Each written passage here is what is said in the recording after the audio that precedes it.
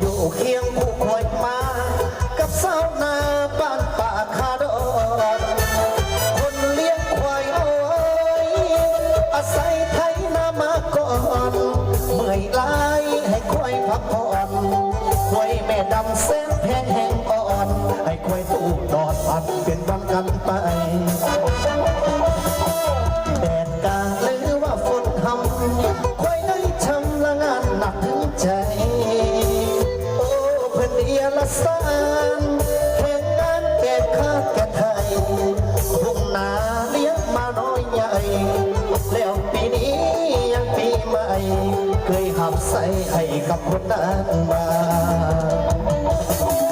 บัดนี้คนมีรถไทยบ่ได้ยินเสียงไหลหุยหุยอีกนาตกงานแล้วควายคนหน้าลูกเล็บยาน้ำตาไหลเคยไทยนักเขียวเคยหาฟืนให้กินสุมไฟไหลยุ่งไหลหินลืมจนสิ้นละควายได้แต่แนวน้ำตาไหลลงอาแก้มแม่เจ้าของเจ้าขายเสี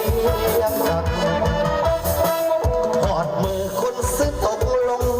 เงินได้ปงละควายเงียงหูฟังผู้ต้องตายจากนี้บ่มีปัญญาห้องสั่งใจคนละน้องคนคอยอย่าง